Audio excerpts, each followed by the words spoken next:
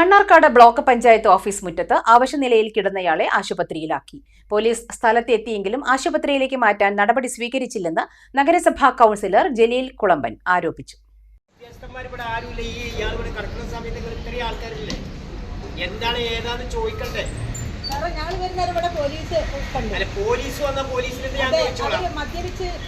മദ്യപിച്ചോ ഇരുന്നോ അല്ല അത് വെക്കണേ. ഇത് എന്തുകൊണ്ടാണ് ആരാ ഏതാണ് എങ്ങനെ കണക്കിലെടുക്കുന്ന അറിയില്ലല്ലോ.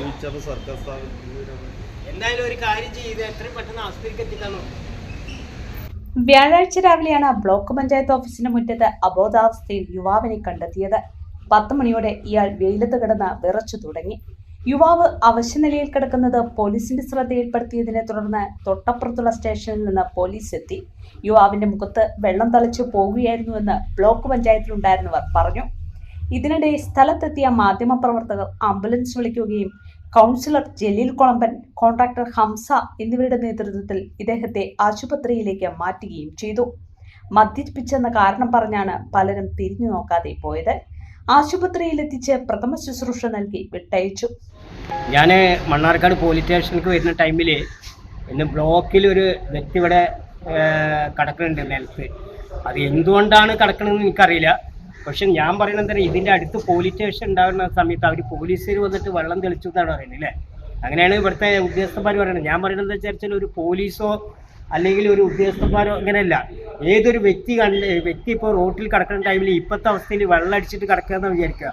അങ്ങനെ ആരും സ്വാഭാവികമായിട്ട് ആരും തെറ്റിദ്ധരിക്കരുത്. കാരണം നമ്മളെന്താ വിചാരിച്ചാൽ ചിലപ്പോൾ അദ്ദേഹം മയങ്ങിയിട്ടോ അല്ലെങ്കിൽ ക്ഷീണിച്ചിട്ടോ എന്തെങ്കിലും ആയിരിക്കും റോഡ് സൈഡിൽ കിടക്കണത്. അപ്പം നമ്മൾ ചെയ്യേണ്ടത് എന്താ വിചാരിച്ചാൽ കഴിയണം പറ്റുന്ന ആളുകൾ സഹകരിച്ച് നല്ല രീതിയിൽ നോക്കി അവർ കുറച്ച് വെള്ളമോ കാര്യങ്ങളോ ഇതൊക്കെ കൊടുക്കണം.